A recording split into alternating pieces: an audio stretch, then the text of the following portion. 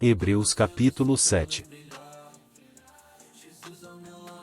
Esse Melquisedeque, rei de Salém e sacerdote do Deus Altíssimo, encontrou-se com Abraão quando este voltava, depois de derrotar os reis, e o abençoou, e Abraão lhe deu o dízimo de tudo.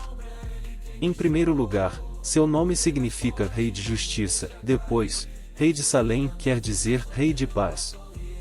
Sem pai, sem mãe, sem genealogia, sem princípio de dias nem fim de vida, feito semelhante ao Filho de Deus, ele permanece sacerdote para sempre.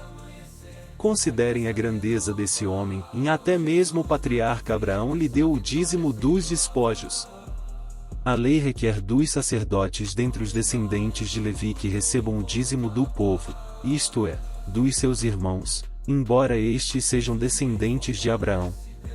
Este homem, porém, que não pertencia à linhagem de Levi, recebeu os dízimos de Abraão e abençoou aquele que tinha as promessas.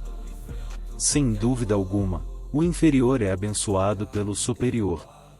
No primeiro caso, quem recebe o dízimo são homens mortais, no outro caso é aquele de quem se declara que vive.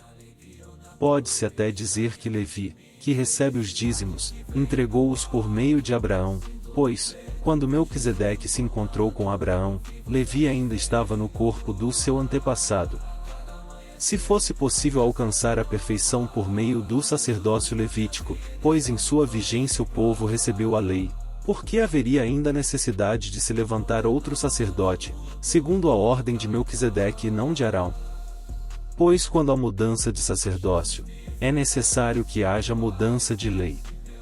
Ora, aquele de quem se dizem estas coisas pertencia a outra tribo, da qual ninguém jamais havia servido diante do altar, pois é evidente que o nosso Senhor descende de Judá, tribo da qual Moisés nada fala quanto a sacerdócio. O que acabamos de dizer fica ainda mais claro, quando aparece outro sacerdote semelhante a Melquisedeque, alguém que se tornou sacerdote, não por regras relativas à linhagem, mas segundo o poder de uma vida indestrutível. Pois sobre ele é afirmado, tu és sacerdote para sempre, segundo a ordem de Melquisedeque.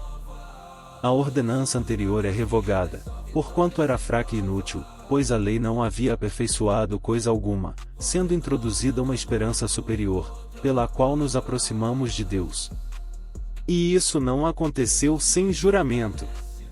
Outros se tornaram sacerdotes sem qualquer juramento, mas ele se tornou sacerdote com juramento, quando Deus lhe disse, o Senhor jurou e não se arrependerá, tu és sacerdote para sempre. Jesus tornou-se, por isso mesmo, a garantia de uma aliança superior. Ora, daqueles sacerdotes tem havido muitos, porque a morte os impede de continuar em seu ofício, mas, visto que vive para sempre, Jesus tem um sacerdócio permanente.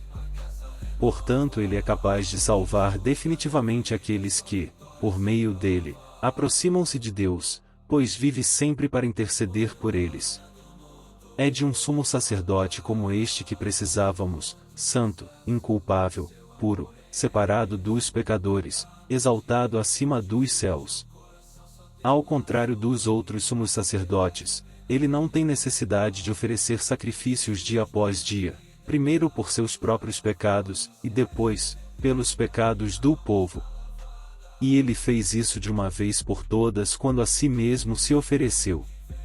Pois a lei constitui sumos sacerdotes a homens que têm fraquezas, mas o juramento, que veio depois da lei, constitui o Filho, perfeito para sempre. Com Jesus na minha só vitória.